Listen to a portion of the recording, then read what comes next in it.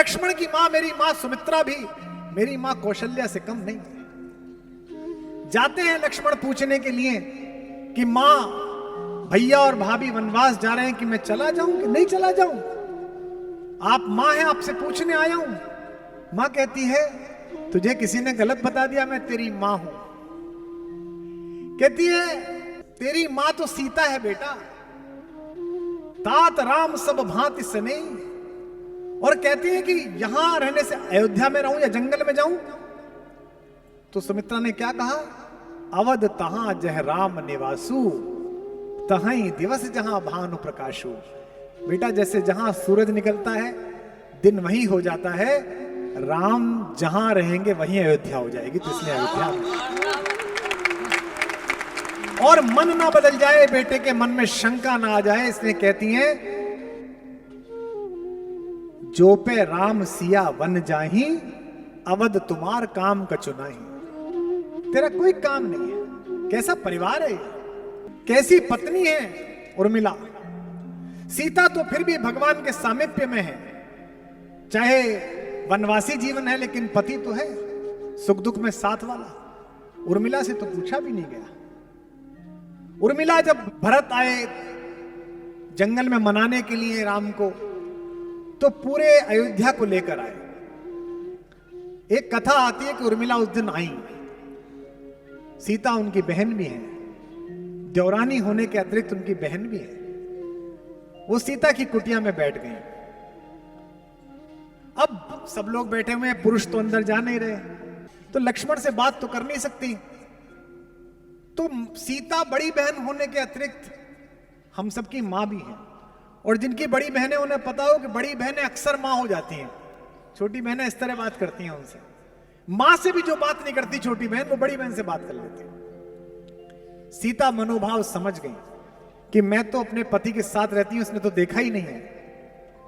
तो उन्होंने लक्ष्मण से कहा कि लल्ला, मेरी झोपड़ी में, कुटिया में फूलों की डलियां रखी है, उसे उठा लाओ, तुम्हारे भैया की शाम की संध्या के लिए माला बना दूंगी।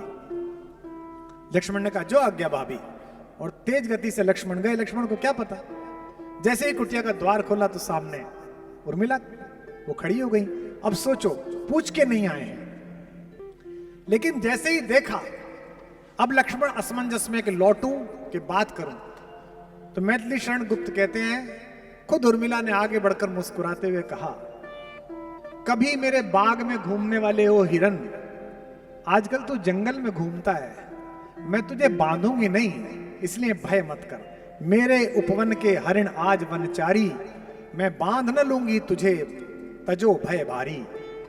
लक्ष्मण भी कहते हैं कि मैं तुम्हें इसलिए नहीं छोड़ के आया कि मैं तुमसे प्रेम करता हूं, मैं तुम्हें इसलिए छोड़ के आया हूं कि सीता तो अधिकारिणी है राम का प्रेम पाने के लिए।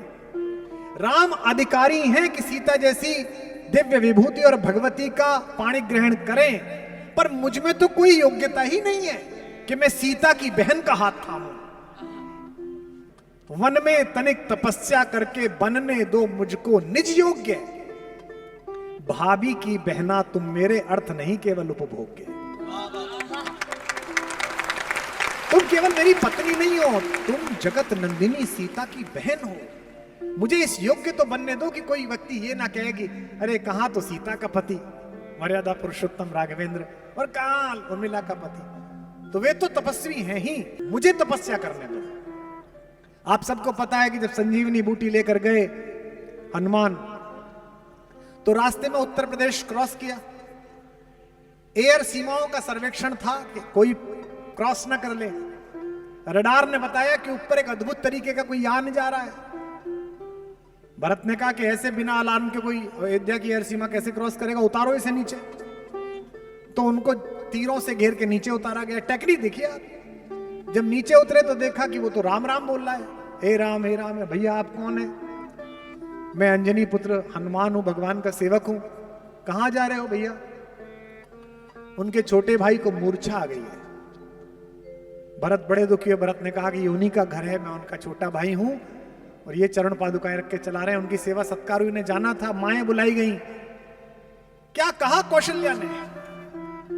कौशल्या ने हनुमान के कान में चुपचाप कहा, भैया मेरे बेटे से कह देना 14 वर्ष प्रतीक्षा बहुत करी है, लेकिन लक्ष्मण के बिना अयोध्या ना आए।